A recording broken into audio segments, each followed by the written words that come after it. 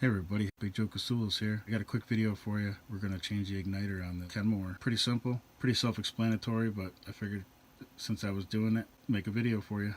So if your Kenmore oven isn't heating up or isn't firing up when you turn it on to heat it up, you set it to 350 and it takes 15 minutes if it even does ignite. We were having a problem with ours. It was, over time, it kept getting longer and longer before it would start up. So this igniter should be the fix, and here you go.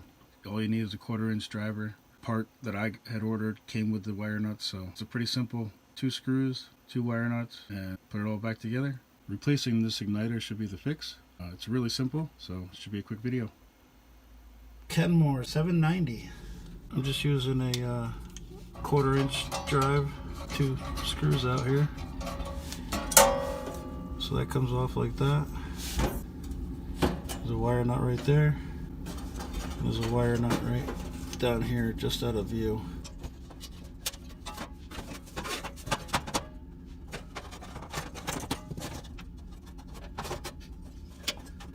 So the top wire went over to that opening over there, that wire there, and the bottom wire went to that wire that's right there. You're seeing. So I'm gonna just do the same thing.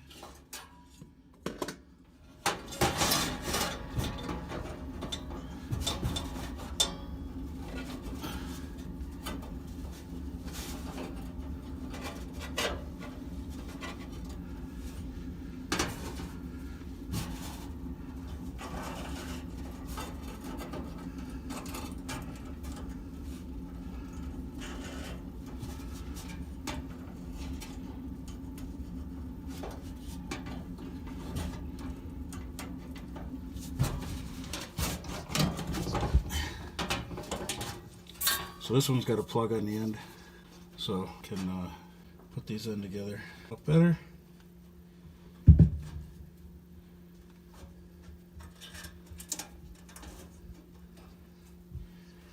There we go. Okay, wires are hooked back up.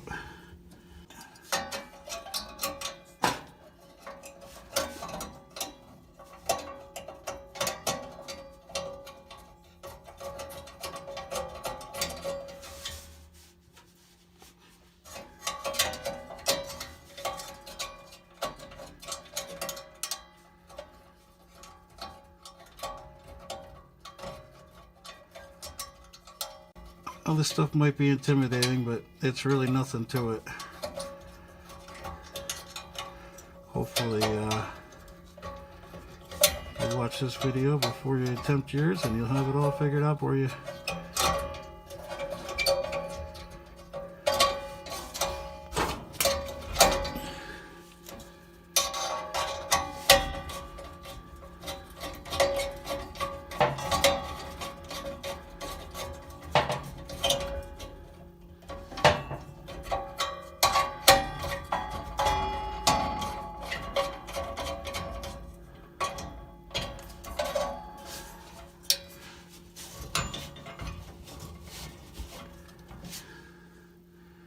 Alright, there it is. Let's see if it works.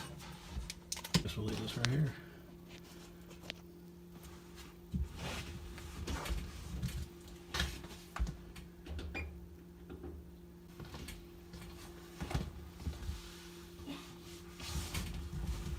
So the reason why we had to change this is because the old one wasn't glowing hot enough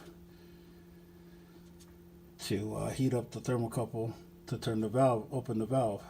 So this should hopefully do the trick now.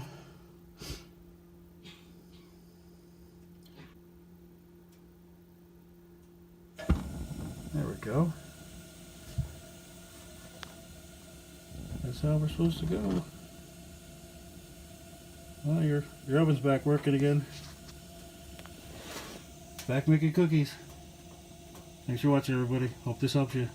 And if it does, maybe try and share it. Thank you.